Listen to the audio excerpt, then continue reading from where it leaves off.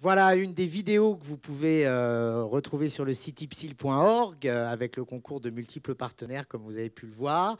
Ces vidéos sont réalisées par Yanis McCluskey.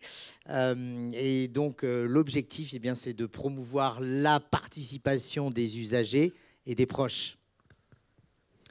Ça marche, oui. Alors, effectivement, c'est l'objectif. Ça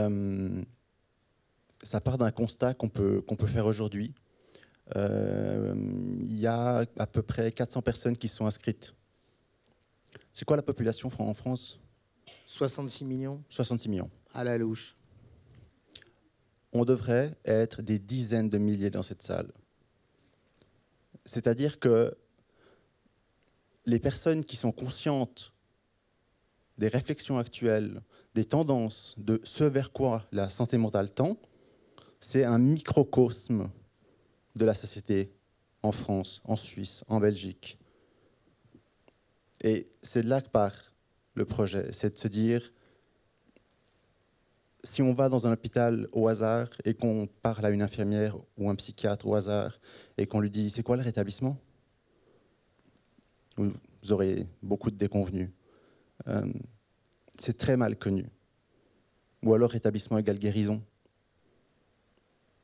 Donc voilà, l'idée de départ, c'est, il y a les recommandations, Emmanuel Jouet en a parlé, il y a les recommandations internationales.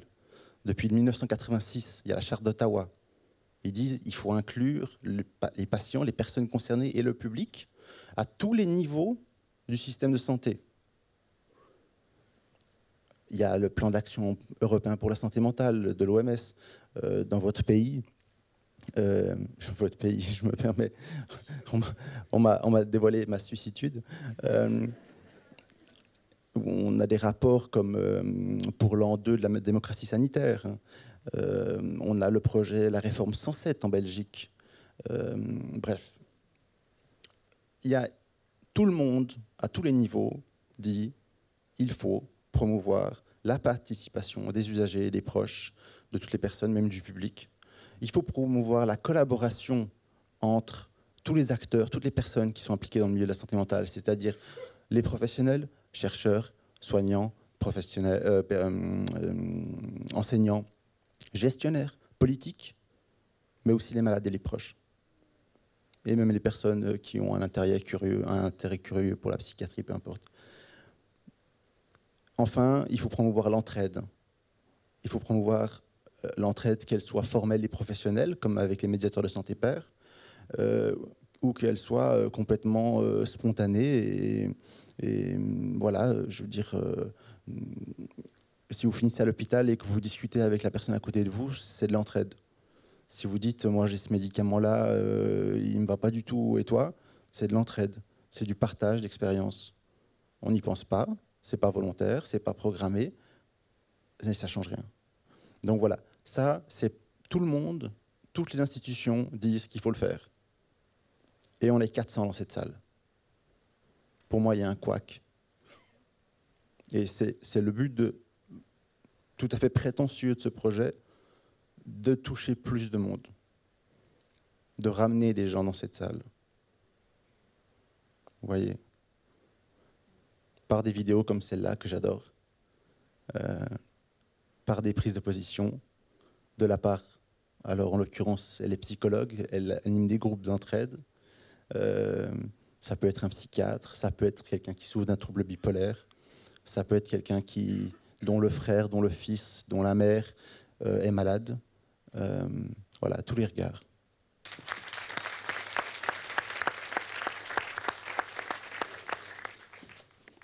Alors, il faut dire aussi, enfin, je l'ai mentionné, mais que vous êtes enseignant, vous êtes chercheur.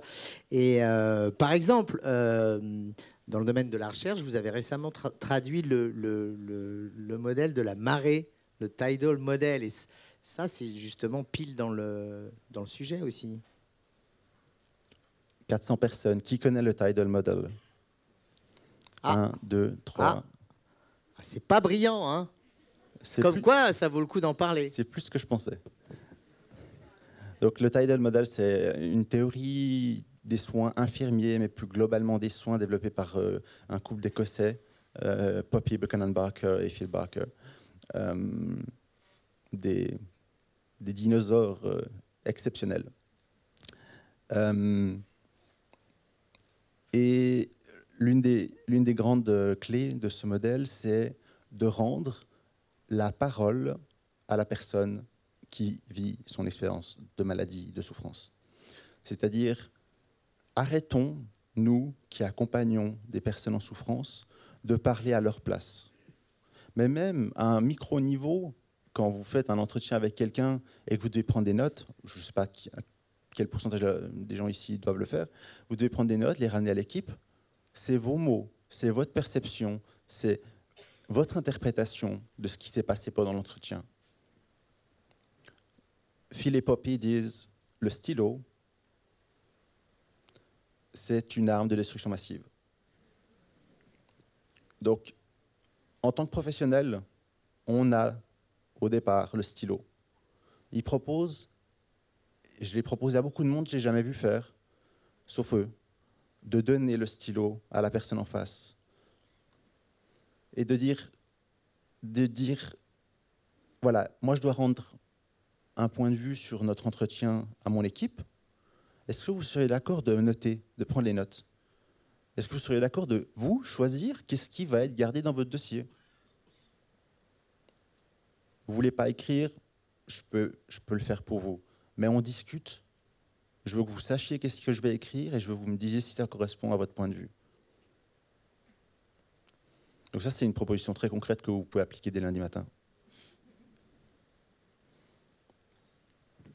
Toujours comme chercheur, vous travaillez sur les compétences, les connaissances acquises à partir de l'expérience de la maladie.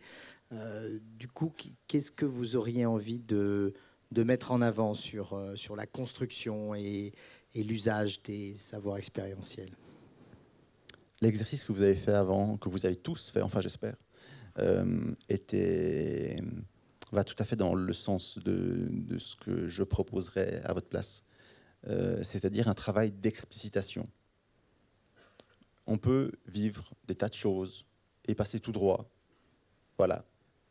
Ne pas prendre conscience de ce qu'on a vécu, prendre conscience de ce qu'on en a retiré et du coup pouvoir le réutiliser en cas de nouvelles problématiques.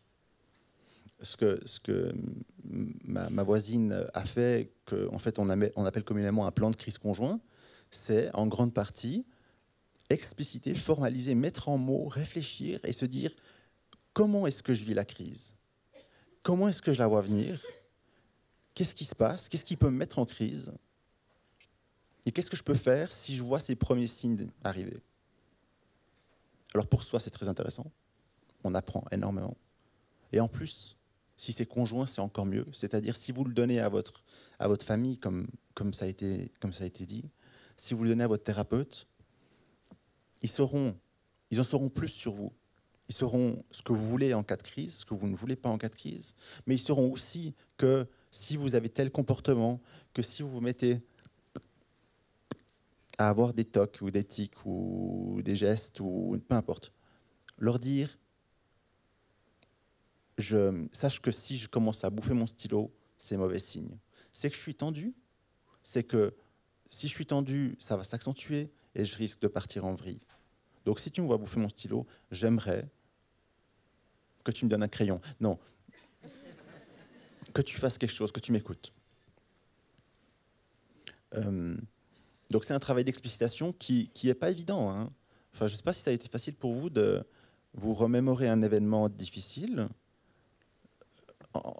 Plus précisément, moi, je suis en train de préparer une trame d'exercice en ligne, justement, où l'idée, c'est, comme vous l'avez fait avant, chacun se remémore un événement douloureux, un défi qui a été surmonté, une décision qui a été prise.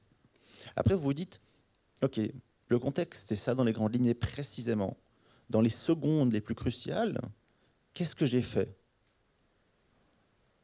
Et après, vous vous dites, vous posez la question, quelles compétences est-ce que j'ai utilisées dans ces quelques secondes où j'ai décidé de prendre la parole en public, où j'ai décidé de venir en secours à ma mère, peu importe. Qu'est-ce que j'ai mobilisé comme compétences? Et peut-être même, de quelles compétences est-ce que j'aurai besoin la prochaine fois pour mieux gérer encore la situation? Et pour vous, par pur altruisme, j'ai fait ce petit exercice hier soir. Je me suis dit, je vais prendre un exemple. Alors, si vous voyez, je vais partir dessus. Un exemple en me disant, mais qu'est-ce que j'en ai appris? Je n'étais pas, en tant que personne concernée, j'étais proche d'un de mes meilleurs amis. J'avais suivi une longue formation pour devenir père. J'avais des années d'expérience dans le milieu. Et l'une des personnes les plus proches de moi a fait une décompensation psychotique. Je me suis dit, je vais gérer ça parfaitement. Quand il s'est retrouvé devant moi à avoir le corps de l'ami que je connaissais, mais parler en un autre nom, avec une autre voix, être complètement dépersonnalisé, j'ai fondu en larmes. Et j'ai chialé devant lui pendant 15 minutes. Et c'est pas ce qu'il fallait faire. Ça l'aidait pas, ça m'aidait pas. Après 15 minutes, il m'a envoyé une droite en plein visage. Je suis parti pour pas lui la rendre. Et hier soir, enfin ce matin, à 2h du matin, quand je me disais, mais qu'est-ce que j'ai appris de ça? Je me suis dit, j'ai appris que la maladie n'efface pas la personne. Je croyais que j'avais perdu mon ami pour toujours. Mais c'était juste un voile temporaire qui est passé. Et je l'ai retrouvé plus tard, avec des souffrances, avec des difficultés. Mais j'ai appris que la maladie n'était que temporaire, n'était que passagère, n'avait pas détruit la personne qui était en face de moi. Et j'ai appris que lui n'avait pas besoin, ça ne servait à rien, que moi, je m'effondre et que je chiale devant lui. Il était déjà perdu. Si vous vous imaginez que vous vous cassez une jambe, vous êtes angoissé, vous vous sentez fragile, vulnérable. Si les gens autour de vous se mettent à courir et crier, ça ne va pas vous aider. Si par contre les personnes gardent leur calme, contrairement à vous qui avez toutes les raisons d'angoisser, si les personnes gardent leur calme et infusent ce calme et gardent leur confiance, en disant là ça va pas, mais pas de souci, l'ambulance arrive, pas de souci, la crise va passer, j'ai confiance, je suis sûr que tu vas t'en sortir. Ça fait un bien fou dans ces situations, on en a besoin. Donc, qu'est-ce que j'en ai appris? De retenir mes larmes et d'être au service de l'autre, je pense. Parfois, il faut être au service de l'autre.